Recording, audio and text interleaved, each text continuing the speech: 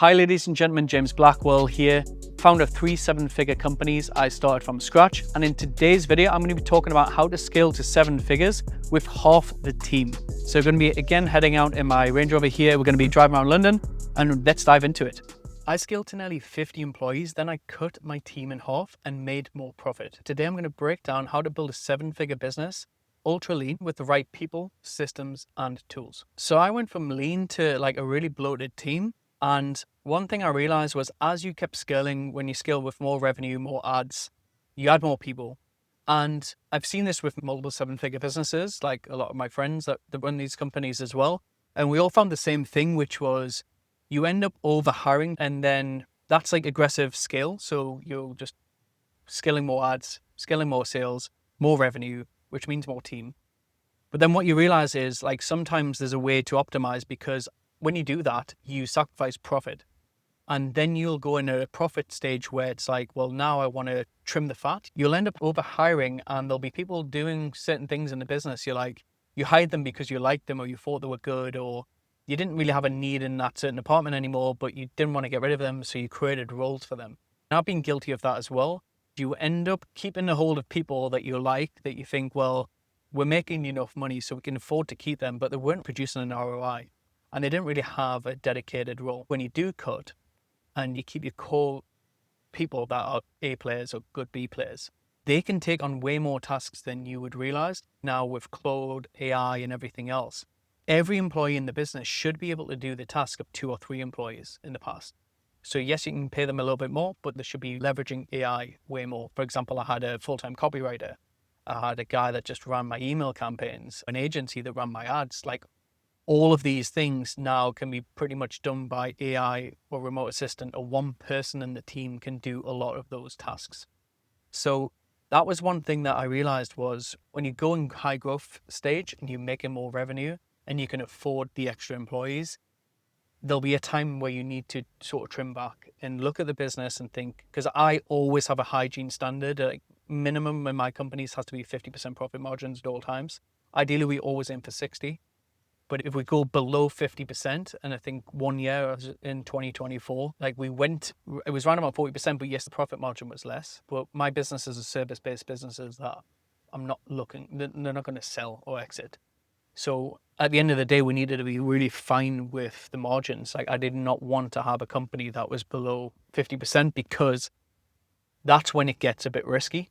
Payment plans don't come in, cash flow doesn't come in, and you've got big bloated overheads. So I think at the time our salaries were around about $150,000 a month. So maybe around about $2 million a year payroll. And that was just really fat. It didn't need to be that big. The signs you're going to see when you've got a bloated team, well, the easiest way you do it is what revenue you produce per year shared by your employees. Say, for example, you've got $1 million a year business and you've got 10 employees. That's like $100,000 per head.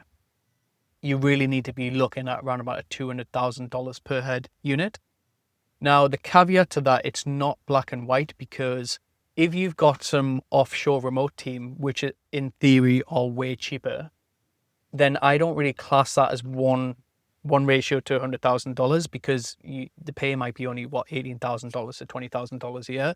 That ratio is normally on an employee making $50,000 to $100,000 a year. Take that with a pinch of salt. If you have got some of your team remote assistants, maybe tie them into 2-to-1 ratio. If you've got a team of 10, but 5 of them are remote assistants, then you should be looking at like $1 million, maybe shared by 6.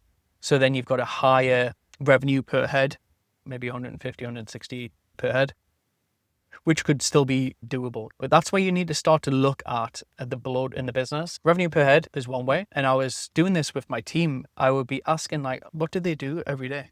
I want to know a step-by-step week. So then I would start to get my assistant to look at their calendars of what meetings they're doing, what the internal meetings are, what the tasks are doing, what the delivery is, and start to look at the hours needed for that role.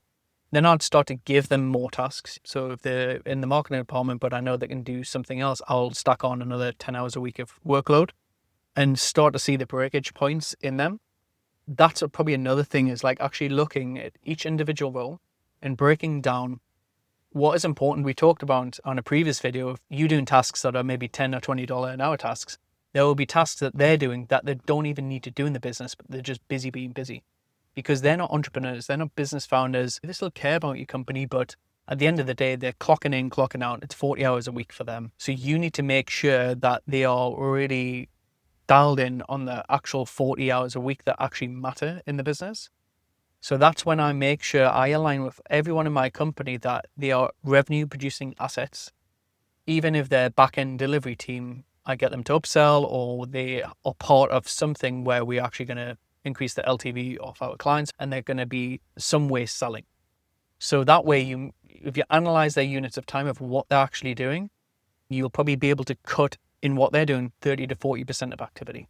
Because if you don't analyze that in the business every 6 months, some of your employees will be doing things that you'll be like, I never even told them to do that. They just started adding tasks on their plate because they want to be busy, especially with AI now and how they can automate a lot of their activity or speed it up. I'd be looking to put more onto them instead of making additional hires. When I look back over my profit margins for the highest headcount, they were around about 46% to 47%. It fluctuated. But in that year when we had the most headcount, like I said, in the group of companies, around about 50 employees, it was running around about 46%, which is still very, very healthy, by the way. But I just knew the team was bloated and we were taking on more risks because we had to spend way more on advertising. We needed to generate way more leads.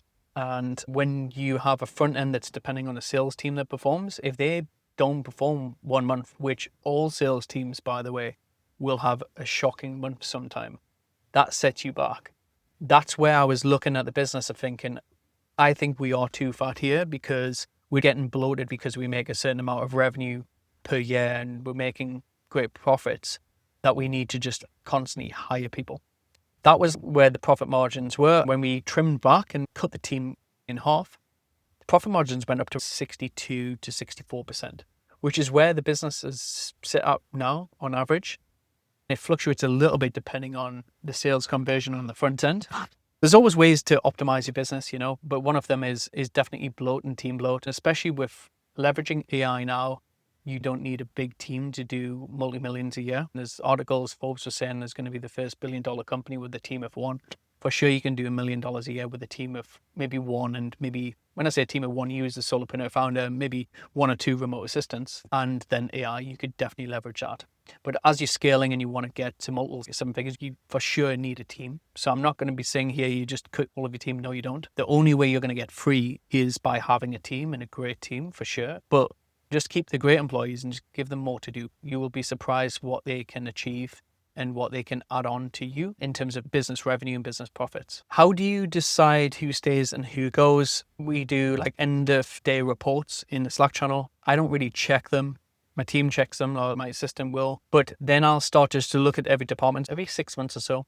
I'll take a deep dive into the business and I will look at who's performing, who's not, and who maybe we need to hire. There'll be positions that might open up that we need to hire and improve on.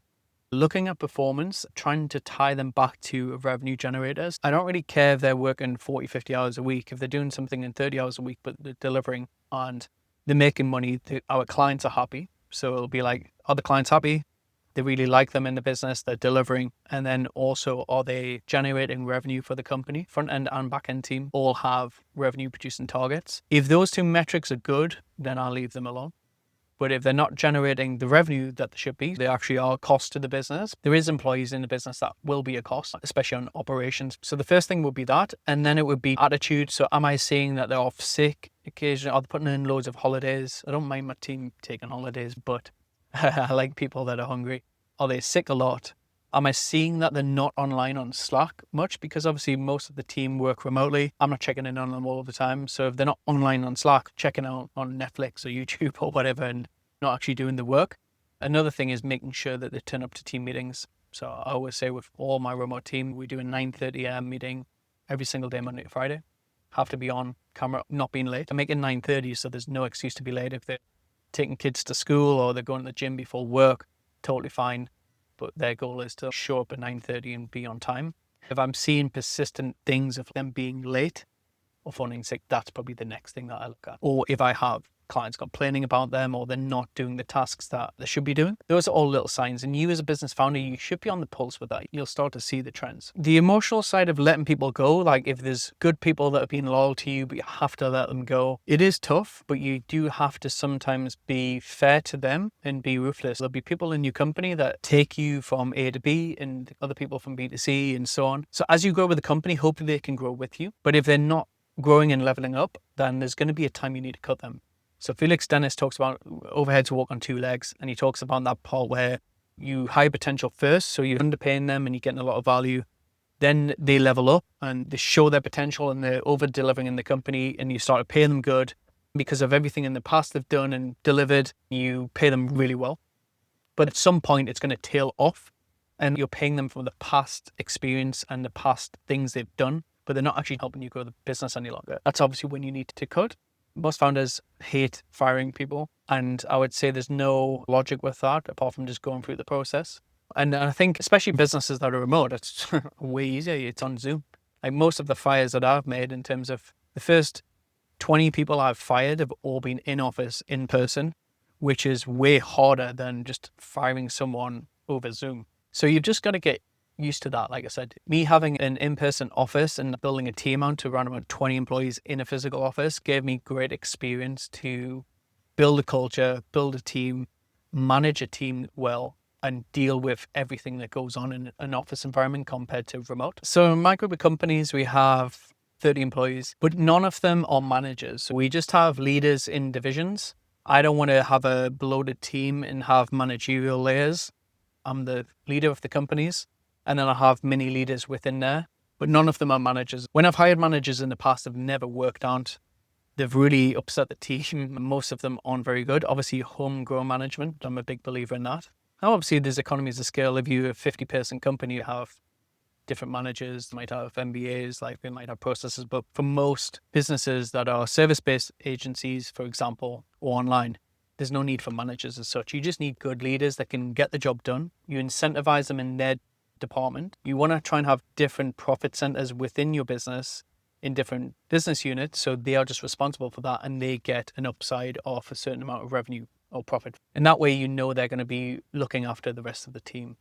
Would do one-on-ones, progression plans. You tend to find like when you make certain hires that they'll grow with you anyway, because as long as you're a good entrepreneur and you're growing, you're making more money, you're building more offers, you've got a lot of growth, which I've been fortunate enough to, like, people that have been with me. I started off with one company, grew that 7 figures, my recruitment agency.